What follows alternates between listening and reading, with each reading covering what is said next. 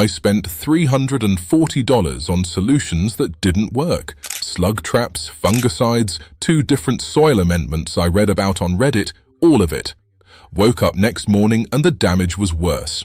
That's when it clicked. I wasn't solving the problem. I was buying temporary fixes for something I was literally creating myself every single day. Here's the thing nobody tells you. Most of the pest and disease problems you're fighting in your backyard garden aren't actually coming from outside. They're being invited in. And they're being invited in by 4 specific mistakes that look like you're doing the right thing. 4 mistakes. Most gardeners making at least 2 right now. I know because I was making all 4. Today, I'm going to walk you through exactly what they are, why they work against you, and what I changed that actually fixed this. Because once I figured this out, the problems stopped coming back. Let me show you how. Mistake 1. Overwatering at the base pattern.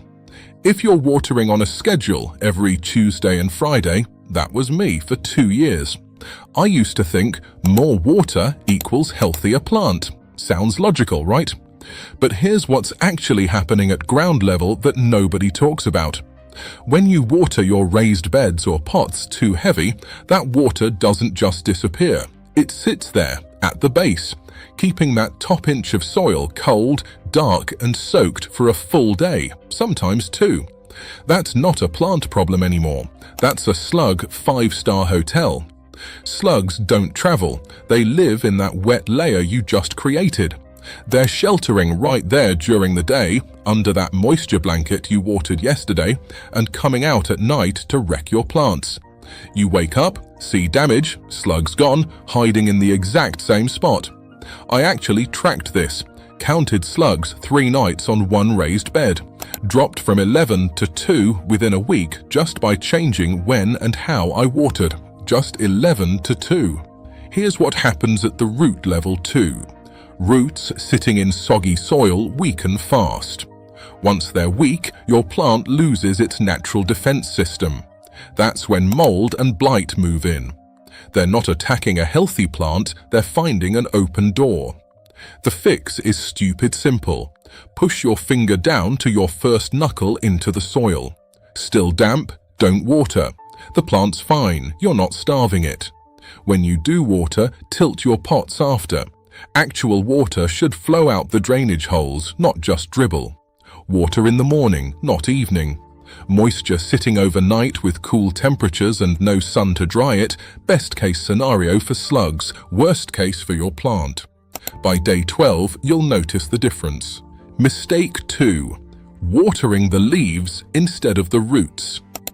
I genuinely thought I was doing my plants a favor every morning.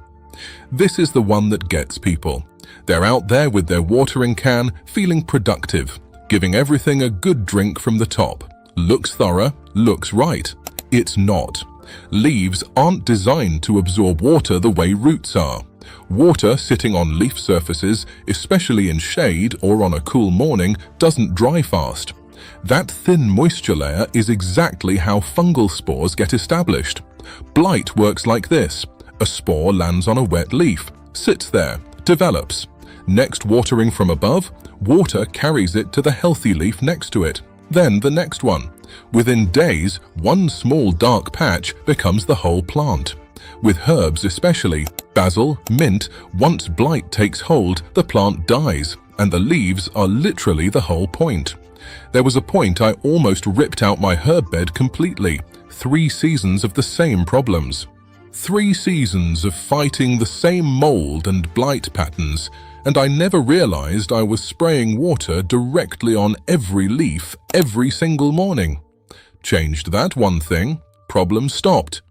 The fix: bring the watering can down low. Aim at soil level, at the roots. You're feeding the roots, not hosing down the leaves. Rain and morning dew on leaves naturally, that's fine. Plants handle that. It's when we keep adding moisture ourselves repeatedly that we tip the scales toward fungal disease.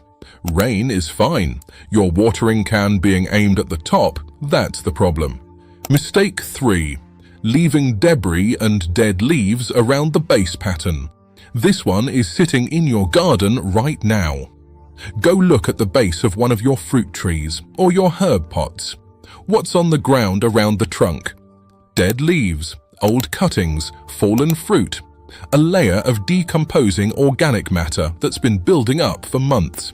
If yes, you've built a perfect slug habitat right next to your plant. And here's why it's so dangerous. It doesn't look like a problem. It looks natural, looks like mulch. That's exactly why it's so damaging. Slugs are nocturnal. During the day, they need cool, hidden, damp spots. That decomposing debris layer against your trunk? Perfect. They shelter there all day, you'd never see them, come out at night, go straight up the plant, and it's not just slugs. That rotting matter holds moisture directly against bark, persistently. Mold starts at soil level, spreads upward, and by midsummer, you're seeing fungal growth eating into the bark. I cleared the base of a fruit tree that had been hit hard, removed all debris, kept a 6 to 8 inch radius completely clean. No dead leaves, nothing touching the trunk. By day 12, slug activity dropped noticeably. By week 3, the mold at the base stopped spreading. Here's the thing, mulch and debris aren't the same. Mulch is clean, purposeful, keeps back slightly from the trunk. Debris is just accumulated garbage, creating a pest resort. Clean a 6 to 8 inch radius around every single trunk and pot. Remove dead leaves, fallen fruit, old cuttings before they build up into a layer. The bark needs air, not protection, air. Mistake 4. Overcrowding your plants. This is why even people who fix the first 3 still struggle. You want to grow as much as possible in limited space. I get it, feels efficient. More variety, same backyard. Overcrowding creates specific conditions that make mold and blight almost inevitable once they show up. When plants are packed tight, air between them doesn't move. Moisture from rain or watering gets trapped and sits. No airflow means no evaporation. Persistent humidity right between your plants is basically a breeding ground for fungal disease. But here's the part that really matters: physical contact. When branches from neighboring plants are touching, resting against each other, overlapping, that's a direct disease transfer route. One infected plant in a crowded herb bed passes blight directly to everything it's touching.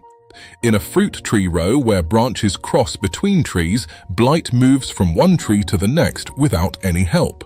Disease doesn't need wind or water when it's got direct contact.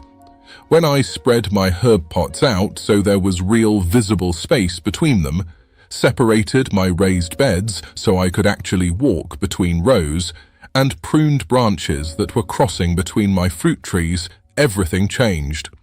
The plants that were struggling suddenly stabilized. The ones that were healthy stayed healthy. A garden that breathes manages its own moisture naturally. When moisture is managed, slugs have nowhere to hide, mold has fewer surfaces to establish on, and blight has no pathways to travel. The real difference, here's what I realized. None of these 4 mistakes look dangerous.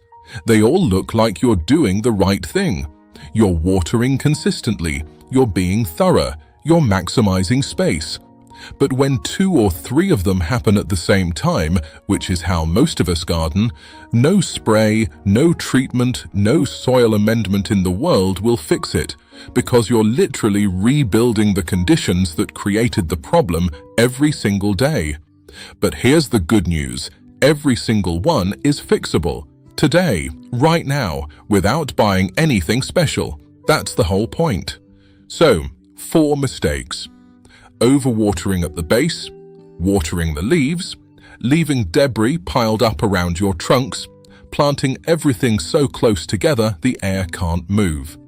All fixable, all free to fix. Most of them take less than an hour. Which one of these is hitting closest to home right now? Drop a number 1, 2, 3, or 4 in the comments. I read every single one, and genuinely curious which of these was the biggest culprit for you. It helps me know what people in your area are actually dealing with. Also tell me, are you growing in raised beds, pots, or straight ground? And are you in the warmer zones or somewhere that gets real winters? Context helps because some of these mistakes hit harder depending on your climate.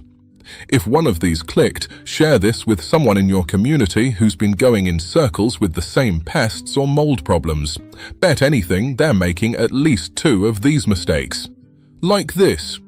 Subscribe if you want to see more backyard gardening videos, and I'll see you in the next one, where I'm breaking down exactly what you can add to your soil mix to make it naturally resistant to pests and disease for the entire season. Let me show you how.